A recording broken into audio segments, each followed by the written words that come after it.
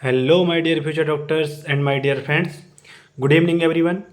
तो आप थंबनेल में देख पा रहे होंगे और आपको इस पेज में भी दिख रहा होगा, ठीक है, कि आज हम बात करेंगे NEET 2024 all India quota MBBS cut off all round. ठीक है, ये ऑल राउंड मैंने इसलिए लिखा है क्योंकि मैं आगे आपको सारे राउंड का बताऊंगा। ठीक है, अभी मेरे पास राउंड 1 का पूरा डाटा है, ठीक है, विथ ऑल इंडिया रैंक और विथ ऑल इंडिया मार्क्स।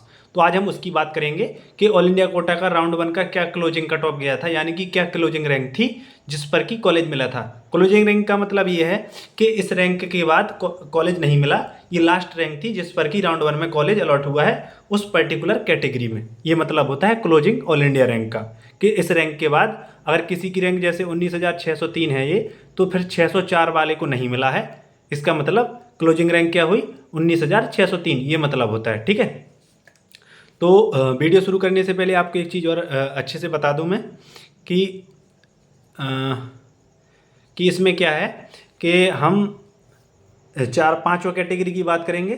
ठीक है, इसके साथ साथ हम 2023 में जो कट ऑफ गया था, ठीक है, और 2024 में जो कट ऑफ गया है उसका कंपैरिजन भी करेंगे। ठीक है, उससे आपको एक आइडिया लग जाएगा 2025 के लिए कि क्या एक्सपेक्टेड कट ऑफ रह सकती है ऑल इंडिया कोटा की राउंड 1 के लिए। ठीक है, क्योंकि हो सकता है कुछ कॉलेज और ऐड होंगे, हो सकता है क्या, वैसे मोस्टली चांसेज हैं कि कॉलेज ऐड होंगे ही होंगे। ठीक है, तो चलिए फिर बात कर लेते हैं हम। तो आप देख पा रहे होंगे सबसे पहले राउंड 1 है, ठीक है, क्लोजिंग ऑल इंडिया रैंक और मार्क्स भी लिखे हैं। ठीक है, लेकिन मैं आपको कभी भी कट ऑफ में मार्क्स पे डिपेंड रहने के लिए नहीं कहता हूं कि आप मार्क्स देखो, मैं हमेशा सिर्फ आपसे कहता हूं कि आप ऑल इंडिया रैंक देखो। ठीक है, तो चलिए हम बात करते हैं सबसे पहले अनरिजर्व कैटेगरी की। तो इसमें अनरिजर्व कैटेगरी का 2023 में, ठीक है, ये 23 है तो 2023 है। 2023 में जो कट ऑफ था यानी कि जो क्लोजिंग रैंक थी वो थी 19,396, और देखो उस टाइम मार्क्स क्या थे, 618। ठीक है, उस टाइम मार्क्स थे 618। फिर 2024 में रैंक कितनी एक्सटेंड हो गई, तो 2024 में रैंक हो गई 19,603, यानी कि 2023 के कंपैरिजन में तो रैंक एक्सटेंड हुई। इसी वजह से मैं हमेशा आपसे कहता हूं कि आप लोग क्या करो, हमेशा रैंक पे फोकस करो, ठीक है, ना कि मार्क्स पर। देखो मार्क्स तो आपको 720 का टारगेट बना के चलना है, तो जितने ज़्यादा से ज़्यादा मार्क्स आपके आते हैं उतना बेनिफिट है। ठीक है, इसी वजह से तो देखो रैंक में कितना एक्सटेंशन हो गया, 396 से 603, यानी कि पूरा 207 रैंक इंक्रीज हो गई। ठीक है, इंक्रीज का मतलब रैंक एक्सटेंड हुई। ठीक है, रैंक एक्सटेंड हुई। ठीक है, तो आपकी अगर जैसे कि 300 से अगर ज़्यादा भी रैंक आती है तो मान लीजिए आपको कॉलेज मिल जाएगा। ठीक है, ये मतलब हुआ कि रैंक एक्सटेंड हुई। अब बात करें मार्क्स की, तो अगर मार्क्स के हिसाब से देखेंगे आप तो आपको लगेगा कि कट ऑफ हाई गया। हाँ बिल्कुल सही बात है, कट ऑफ हाई गया, क्योंकि आपको अल्टीमेट लाना तो मार्क्स ही है ना, अल्टीमेट आपको लाना तो मार्क्स ही है कि भाई हमारे इतने नंबर आने चाहिए। 660 नंबर लाना तो काफ़ी मुश्किल होता है, तो इस हिसाब से कट ऑफ हाई गया है। लेकिन एक बात याद रखना, रैंक मोस्टली टाइम एक्सपेंड ही करती है, यानी कि एक्सटेंड करेगी। ठीक है, तो ये हो गया मार्क्स। मार्क्स में कितना डिफरेंस देखने को मिला, मार्क्स में पूरे 42 मार्क्स का डिफरेंस देखने को मिला कि 2023 के कंपैरिजन में 42 मार्क्स इंक्रीज हुए 2024 में, तो इसका मतलब कट ऑफ हाई गया। ठीक है, तो आपको पता चल गई कि 2024 में क्या क्लोजिंग रैंक रही, 19,603, और मार्क्स थे 660। ठीक है, अब मैंने एक बार इसको देखो पूरा डिटेल में बता दिया है, अब मैं बार बार इतने डिटेल में नहीं बताऊंगा, सिर्फ ये बताऊंगा कितना कितना डिफरेंस आया है 23 से 24 के कंपैरिजन में। ठीक है, अब बात करें 24 के कंपैरिजन में ये, ठीक है,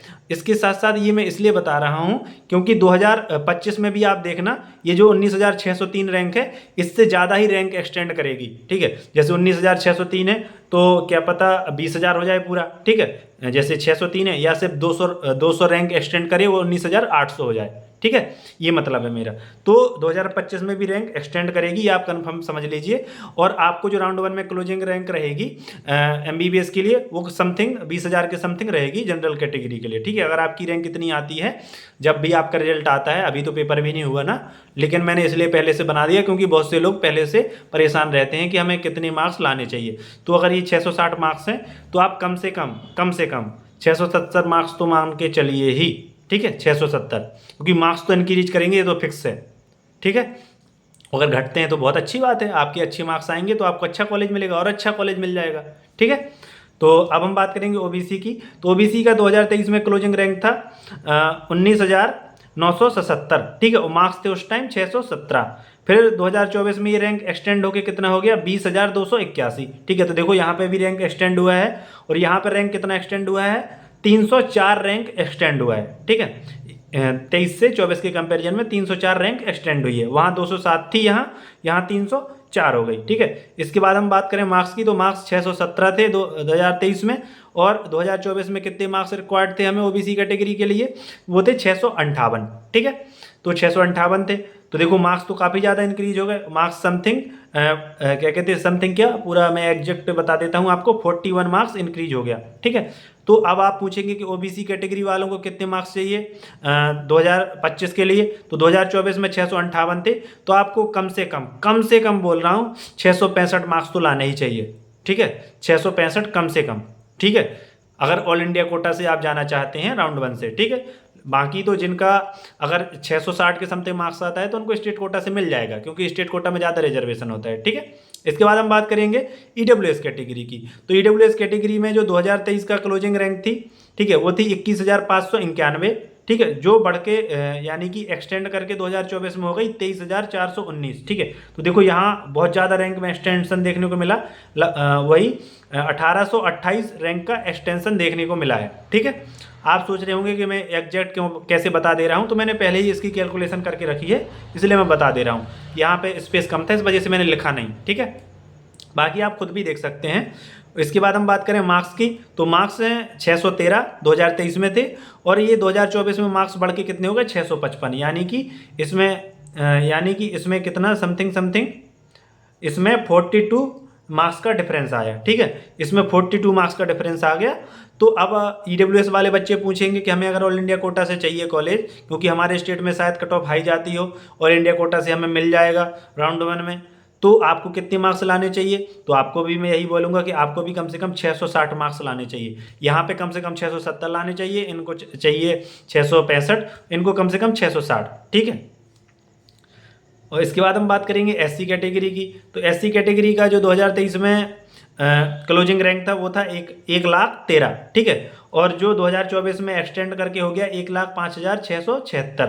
ठीक है, तो देखो रैंक यहाँ पे भी एक्सटेंड हुई है। अब कितनी एक्सटेंड हुई है इसकी बात करें तो ये हुई थी एक्सटेंड 5,663।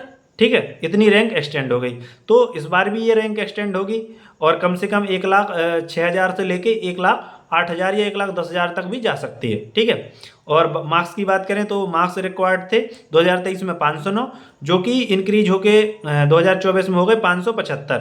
ठीक है, यानी कि पूरा 66 मार्क्स का डिफरेंस आया। तो अब अगर एससी वाले स्टूडेंट मुझसे पूछें कि बॉस 2024 में हमें क्या मार्क्स चाहिए, तो आपको कम से कम बोल रहा हूँ 590 लाइए या फिर 580 मार्क्स लाइए, तो आपका सिलेक्शन आराम से हो जाएगा। ठीक है, अगर आपके स्टेट में कट ऑफ हाई जाता है तो ऑल इंडिया कोटा के थ्रू आपको कॉलेज मिल जाएगा। ठीक है, इसके बाद हम बात करते हैं एसटी कैटेगरी की, तो एसटी कैटेगरी की हम बात करें तो 2023 में जो क्लोजिंग रैंक थी वो थी 1,41,071। ठीक है, जो कि इंक्रीज होके 2024 में हो गई, यानी कि एक्सटेंड होके 2024 में हो गई 1,45,207, यानी कि पूरा रैंक में एक्सटेंशन देखने को मिला 4,136। ठीक है, और मार्क्स की बात करें तो मार्क्स थे 2023 में 469, जो कि इंक्रीज होके हो गए 544, यानी कि पूरा 75 मार्क्स का डिफरेंस आया। ठीक है, तो अगर एसटी वाले स्टूडेंट मुझसे पूछें कि बॉस एसटी वाले बच्चों को कितने मार्क्स लाना चाहिए कम से कम, तो मैं आपको सजेस्ट करूंगा कि आप कम से कम 560 मार्क्स ला के तो चलिए। ठीक है, या 560 भी नहीं आप अगर ला सकते हो तो कम से कम 555। ठीक है, अगर मान लीजिए 10-11 नंबर कट ऑफ इंक्रीज भी हुई तो 555 में आपको कॉलेज तो मिल जाएगा, कॉलेज तो नहीं छूटेगा।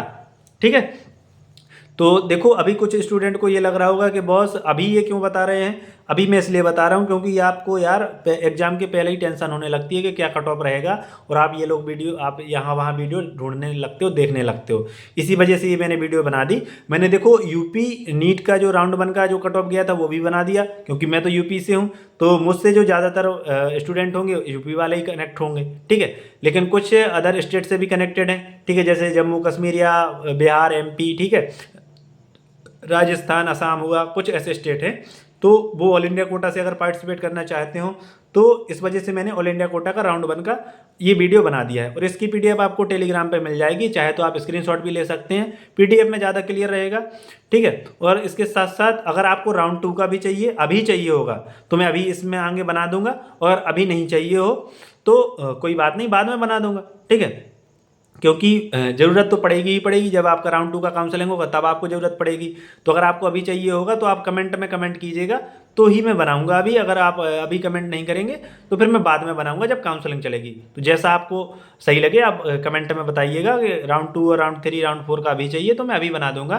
तो गाइज अगर वीडियो आपको अच्छा लगा हो तो वीडियो को लाइक शेयर सब्सक्राइब जरूर कीजिएगा चैनल को, ठीक है। मतलब वीडियो को लाइक कीजिएगा, शेयर कीजिएगा, जिससे कि जो आपके अदर क्या कहते हैं बैचमेट हों, ठीक है, या फिर कहते नीट एस्पायरेंट या आपके जो फ्रेंड है जो नीट की तैयारी करना चाहते हैं, उससे उनको भी हेल्प मिले इससे, ठीक है। उन्हें भी पता चले क्या चीज़ें चल रही हैं नीट में और कट ऑफ कितना ज़्यादा इंक्रीज हो रहा है आजकल, तो वो भी अच्छे मन से पढ़ें। और अगर कोई भी नीट से रिलेटेड गाइडेंस या हेल्प चाहिए हो तो मुझे कांटेक्ट कर सकते हैं, मेरा कांटेक्ट नंबर यूट्यूब के डिस्क्रिप्शन बॉक्स में भी दिया हुआ है।